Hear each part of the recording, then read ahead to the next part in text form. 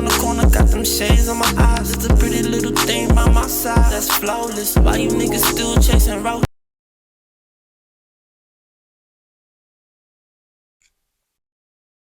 Yeah, welcome back, This is Nicardo Media House, another video and go up another banger.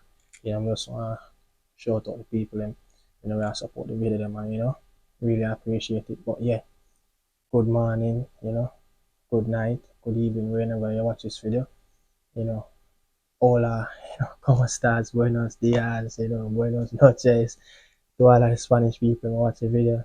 Yeah, but a little bit from now, the World Cup quarterfinal kick off, and Qatar and Panama are going to start the quarterfinal segment. That game starts at 7 p.m. Eastern Time. That game played in Arlington, Texas in the AT&T Stadium, and it's a doubleheader. Mexico play a couple hours from that, 9:30 Eastern Time. A whole lot of things, going to be a really, really good day.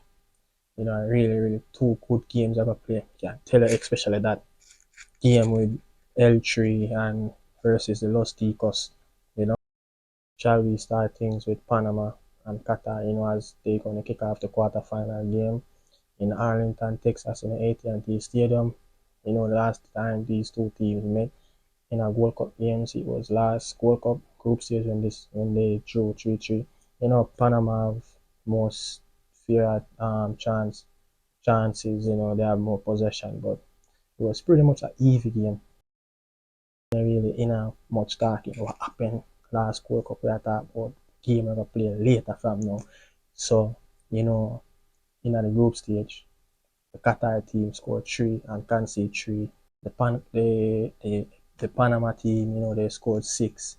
They conceded 4. Yeah, Panama have a very, very good manager. Thomas Christian is a Danish. His mother is a his mother is a Spanish, play some of his youth football at Barcelona in the Catalonia, but Panama is a team where, throughout their group stage games, they start things off with their keeper, they build up their possession really patiently, and they play through their 3 center half. Sometimes they play 2 at the back. Most of the times, they're going to play 3, especially the big games. They're going to play 3 at the back. They patiently build up their possession, play through them 2 central midfield player, and try to get that ball on both flanks. The fullbacks always push up, and I think this Qatar team going to have problem defending these 2 wing backs, because especially Eric Davis, he's a left back, they play through him. I think he got like 2 or 3 assists in the group stage. He's really, really important to this Panama team, and how they go about their business and how they get forward. But this Qatar team, I cannot sleep on them. They are a very good team. They play believe football. They have a very good manager, Carlos Queiroz, the Portuguese. But if Qatar can stop Panama from playing this type of wing game where Panama going to square the ball into the box, they have a very good chance of come out with a very good result in this game. But how the Qatar team going to get most of their chance in this game is when the Panamanians push up. Because when they push up, they attack a lot of players and leave that back three, and sometimes it's only those 2 central midfielders guarding them, so there is going to always be space between that right centre back and that left centre back, when those wing backs push up. So if this Qatar team can get possession real quickly and break in transition and try to get as fast as possible up the field, I think they're going to have a lot of room, and this Panamanian team will have problems defending these Qatar, because this Qatar team as well, they play 3 at the back in big games. So both wing backs, they like to play very high, but I feel like they're going to play the 4-5-1, which they normally do, and just leave one guy up front. But It's a very interesting matchup. It's going to be a really good game. It's going to be really even to be. If this Qatar team can cause problems from, like, when the defenders of Panama, building up position and try to get the ball into the central midfield area. So Carrasquilla and Godoy, if they can stop this transition from the ball moving from the midfield to the wing, they're going to have a very good chance by getting back this position of the ball and can hit the Panama team on the counter.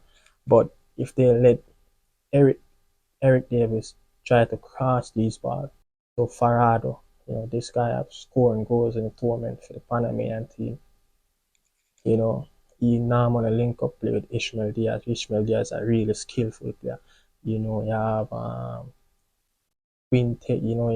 Quintero in the middle, and stuff like that. But it's going to be a very very tactical game. This game, the Panama and the Qatar team going to be a very tactical game. So yeah, move on to the next game, the big one, the last game of the day, Mexico versus Costa Rica, L3 versus Los Ticos. It's going to be a very good game because the last time Costa Rica beat the L3, it was back in 2013. There was a World Cup qualifier game in Costa Rica. The Mexicans, they haven't lost to Costa Rica in 10 games.